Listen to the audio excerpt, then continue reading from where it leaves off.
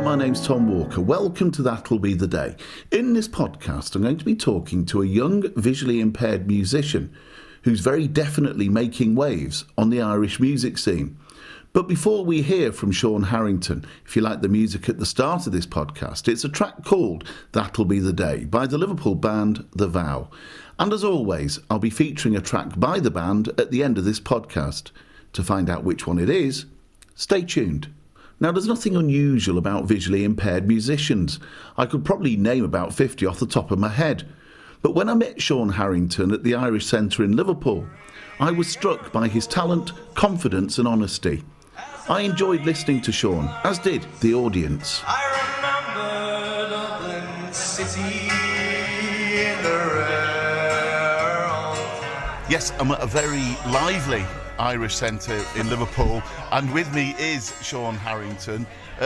Sean, how are you doing? I'm doing good, mate, thank you. Really good. Looking forward to the gig. I recall meeting you in April 2016 when I was recording a piece for In Touch on the 150th anniversary of Worcester. Yeah, I recall that too. It was the first time I think I'd ever had to talk to anyone from podcasts or radio and stuff, and it was you were with In Touch at the time. That's right, I was working for In Touch, and if I remember you were clattering away on an old Perkins. Yeah, great. I used to hate those things.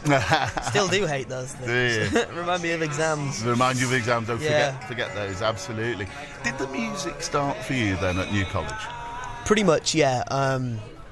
Well, no, actually, it really started. My granddad got me guitar lessons before I even went to New College, but it really took off there because I had a fabulous guitar teacher, and when you're away from home and some things get a bit tough, and the best thing you can do to kind of clear your head a bit is just to write, mess around and sit and play with your guitar and come up with lyrics and tunes and stuff, and then learn songs that you love. So that's where I got into it, I think, on my own.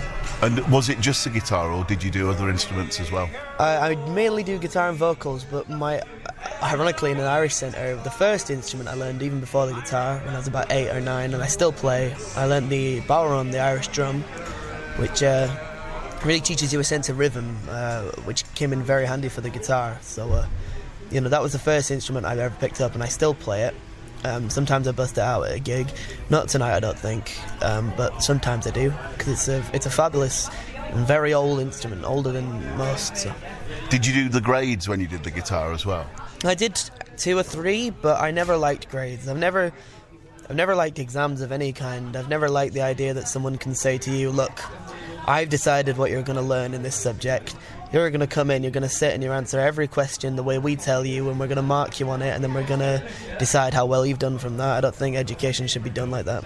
I think you should be educated for the sake of education in anything, and for your own desire to learn, not for the desires of trying to tick every box off. And so I didn't do grades because I don't know, I always felt slightly rebellious about it. When you were at New College, Worcester, did you do many gigs either in college or in the town itself, in the city centre, I should say? I played for the college a fair bit, especially in my last 2 years when I was developing. And I did a couple gigs. I did a few gigs in Worcester. A few at a really nice wine bar I used to go to, but I was really setting out at that point. I started playing like open mics and stuff when I was about 17, so I left when I was 18, so there was about a year when I was playing a few gigs and open mics every week if I could get to them. When you were younger, did you perform? Were you the entertainment for family dues and things like that? Yeah. My family are a very musical family. Well, they are in a way that if you have any minor talent musically, and even if you don't, you have to perform. Especially for my grandma, I love her, but it's like if you could hold a tune, you were singing sort of. And in some ways, that's very good to kind of get your confidence up. In some ways, it's like it can be kind of like a little tiresome, but if you love music itself, then it doesn't matter. You'll sing to yourself, and that's that sort of. And your grandma and granddad, Nora and Tom, they're here today as well, supporting you. They are. They're here at a lot of my gigs, especially the Irish ones, obviously. Big Irish connections, so they come up with me from Leeds. And I'm very grateful to have them. We've got them to thank for your musical talents. You said you did your first open mic night when you were 17. That seems quite late. Was that a confidence thing, or did you just did the opportunity just not present itself? the thought hadn't even crossed my mind that I was good enough or wanted to even properly kind of play music in front of people. We're taught, especially, you'll know yourself being visually impaired, that the one thing that most people should and can do is, get good exam grades, get better exam grades, get even better exam grades, find a good university, go to university, do the best you can in university, find a job, settle down. And that was kind of going through all my head through my GCSEs, and I think that's why I didn't do particularly well in them, because in case you couldn't tell, I've never done particularly well with those kind of preformed expectations. And with a blind college, it's even more enhanced, because the sad fact is, when you look at it statistically, there are far more employed blind people who were successful in exams and went to university than weren't, which means there is a big sort of pressure put on by my family, I think, a little bit, and by the college, of course, to do well. Not in any sort of controlling way, but because that's what is expected to make you do well in life. You may not be academic, but you've got your music, and tell us exactly. about... Well, I was quite academic as well, but only as a result of that. I think I would have much rather spent my days noodling around on my guitar and writing more music than studying the political state of the country, sort of.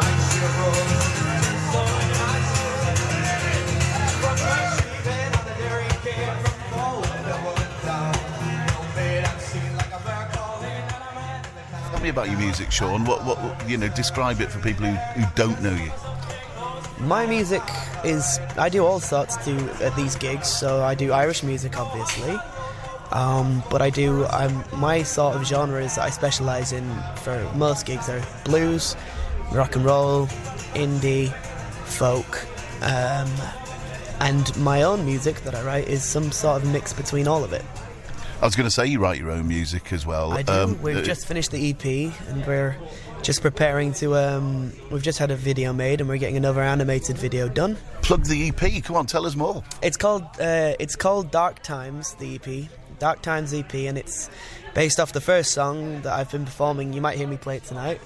I've been performing at a lot of gigs, and we've done the video for it. And the idea is it's 6 songs, and we're going to drop 3 videos and then the whole EP. And we're just working out timing and branding and marketing right now, so that'll be coming this year. So if anyone's interested, just like the page and stuff, and you'll get updates and posts on that, and I'd be very grateful for it. Sean, have you ever fancied being a DJ?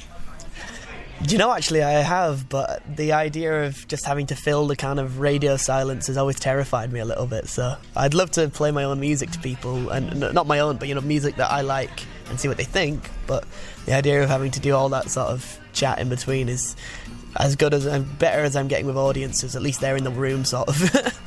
Well, here's your opportunity to play DJ and introduce the track that you want us to play. So this is a track from the EP. It's not the recorded version. This is a live version I did about a year ago for with some brilliant guys at Vanilla Studios, and it's Dark Times, which is the title track from the EP, and I hope you guys like it. Some fools say what a nice day for the end of the world, but I won't save my breath. I'll throw my hands to the sky, watch this bubble burst, and I'll waste all the time we have left. Ooh, don't we want the same thing? Or are they just playing with my head? Ooh, don't you want to change things with the time you've got left? There's a voice ringing out of her head, it's sending out transmissions, it said, no, don't you ever dance with a devil in the pale moonlight. Don't ever risk your soul on a toss of the dice. Don't fear that you might fall, or sugar you might. But we gotta take this time and realize we're living in dark times.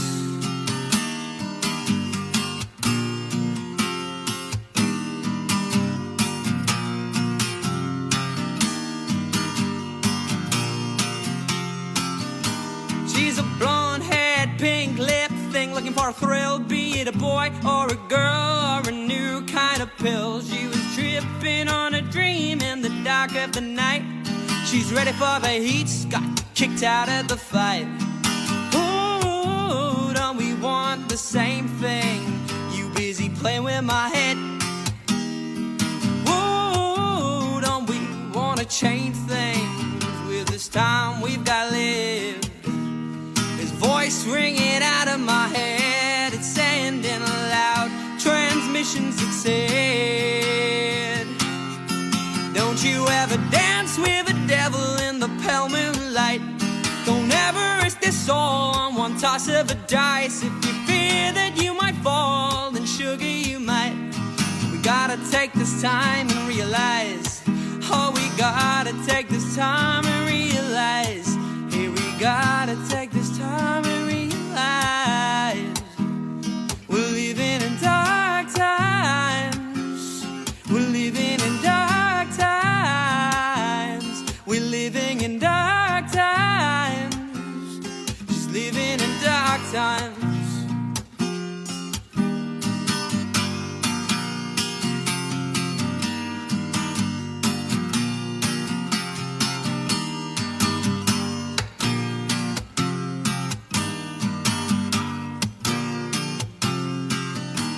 If I call your name now, tell me, will you follow? Through the fire and the flame, come on, tell me if you'd follow. And if I call your name out, tell me, will you follow? Through the fire and the flame, oh, tell me, will you follow? Oh, will you follow?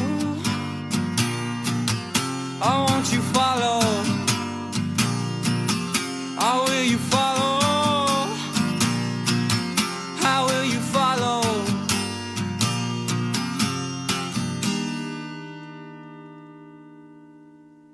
Thanks. And that was Dark Times, the title of the EP by Sean Harrington.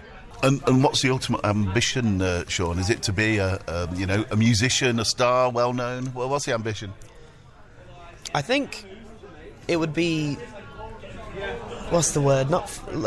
It would be ridiculous to claim that I don't want to be famous. I think the amount of people who claim that and lie about it, I think is wrong. Everyone wants that. Most humans, somewhere deep down, want validation from the people around them, and so do I. But what I really want, I guess, is to be able to just survive on my own without having any boss or anyone tell me what to do with my time and what to learn and how to play it.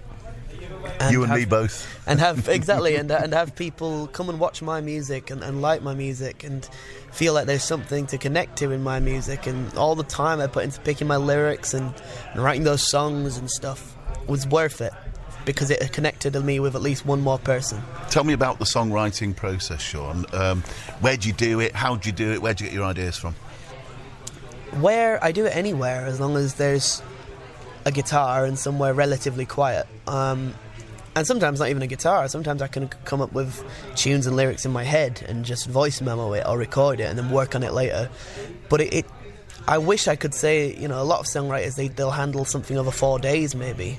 I can't do that. I have to write it all in one. It either comes out fully, I either knock it together in about an hour and a half, maybe 2 hours of just constant playing it through and working out lyrics that work with it, or I leave it and I come back to it and I can't continue with it because I've lost the kind of thread of what I was saying and why I was saying it and the vibe I was on when I started writing it. So it's a very tricky process, and if I could do it every day, I would. I have to be in a certain mindset. I have to have something on my mind that wants writing about, I find. And sometimes I don't even know what I'm writing about until I finish writing about it, and then it clicks just what I was talking about in my own head. Is there a theme coursing through the EP that you're just about to release? That's a really good question. I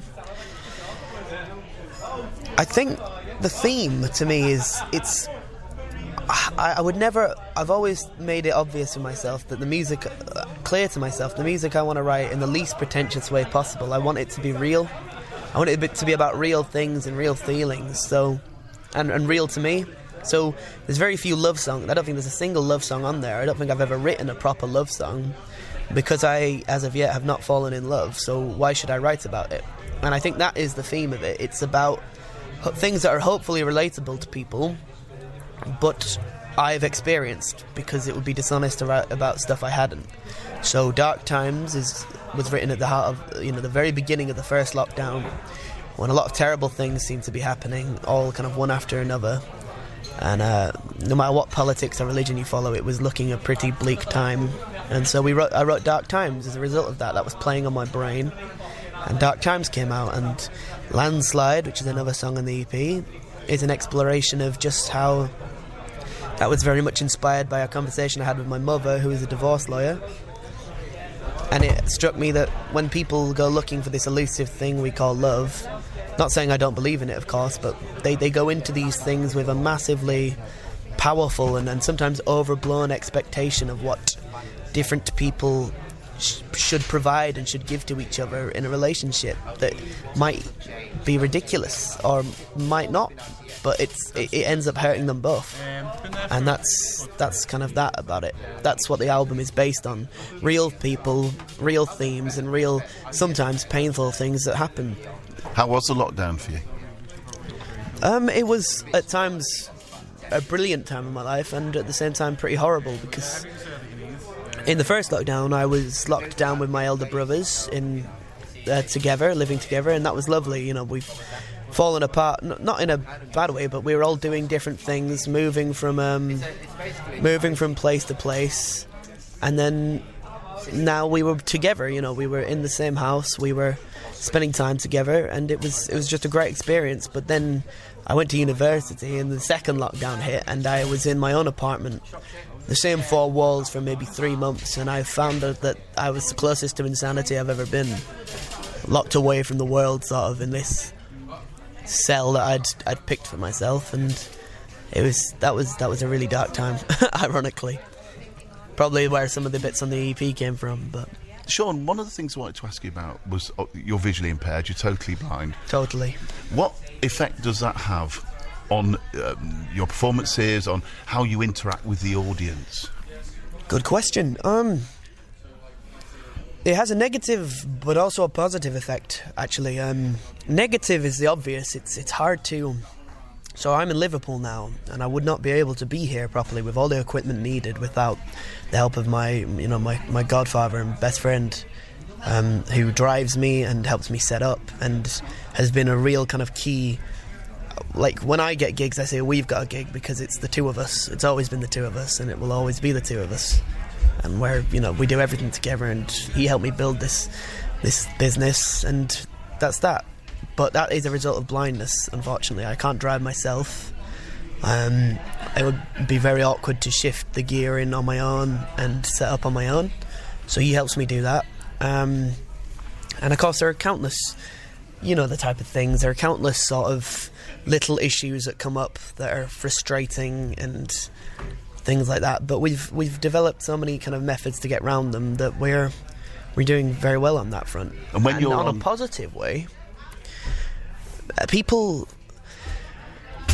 are fascinated by blind people, and sometimes I find that can be a negative thing in your normal life, that you might always be answering questions about it, and if you're that way inclined, that can annoy you. But when people see a blind person doing what I do, and hopefully doing it well, I can kind of weaponize those judgments and those feelings and those ideas that we ourselves are different, and turn them into, we're different, now you have to kind of watch me, because I can do something that you can't do better than most people who can see. And when you're on stage, how do you interact with the audience? How do you find that as a kind of like a process? Because interaction is kind of quite important, isn't it? Really good question. I know I keep saying that, but it's true. It's tricky, you see, because at first I was terrible at it. I was terrified. I still am not the best. I can lose myself in the music, in my own song or in a cover, and the passion. I know that sounds very pretentious, but it's true. The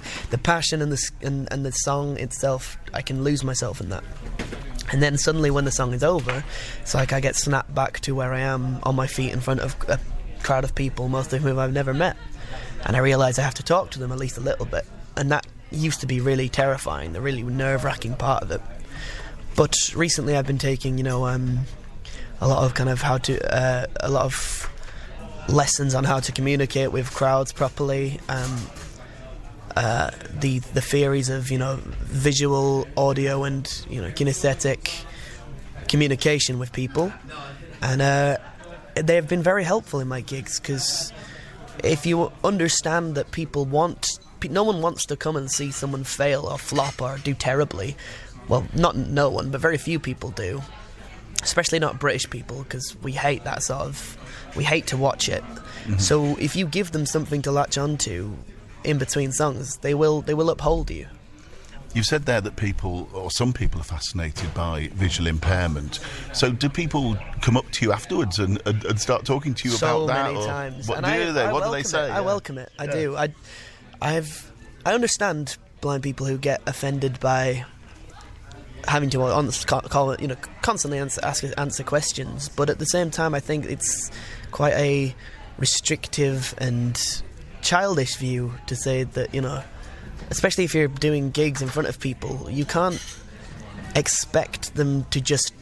Would you rather they didn't ask these things and just continued viewing you with clouded eyes, if you pardon the pun, and judging you, then came up and found out that you are just as intelligent and just as skilled as they are? No. Do you think we have, as visually impaired people, do you think we have an obligation, if you like, to educate? We do, and those of us who can should do that. We should seize upon the opportunity to show just how much it doesn't bother us, this thing we have, and talking to people should be something that we encourage, especially about our disabilities.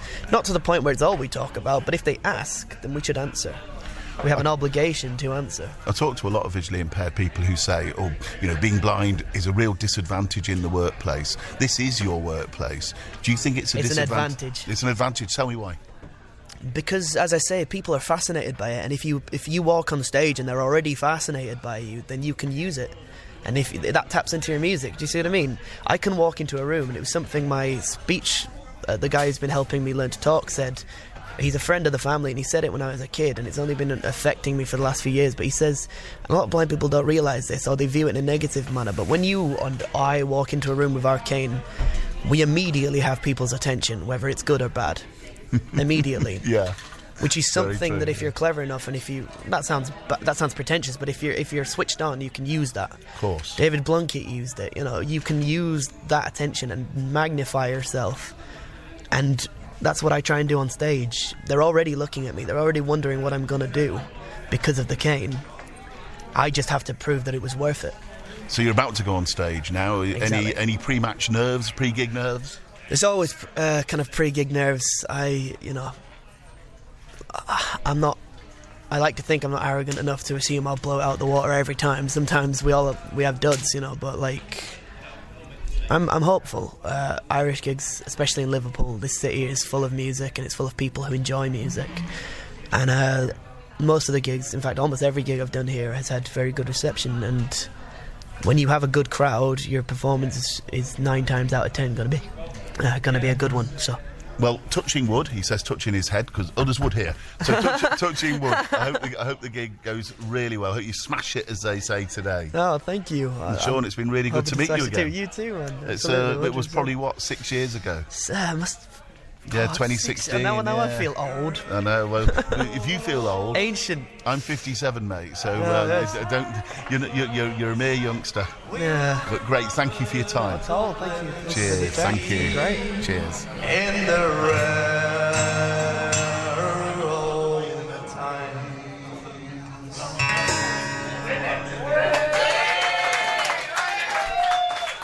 Okay, that was Sean Harrington. I hope you enjoyed listening to Sean as much as I enjoyed speaking to him. Okay, then we've reached that point in the podcast where we play a track by The Vow. And I think I've chosen an absolute belter.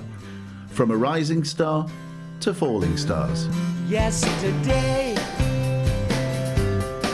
with the weight of the world off my mind, I left the human race to its heart-aching grind.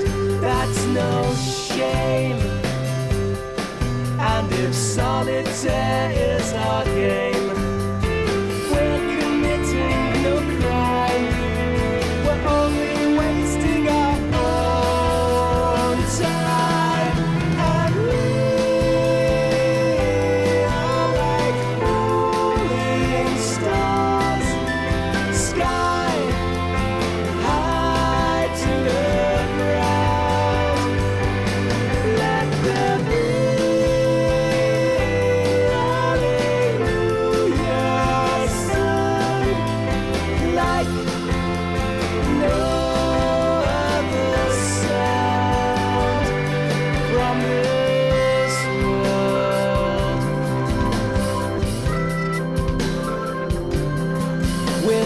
day.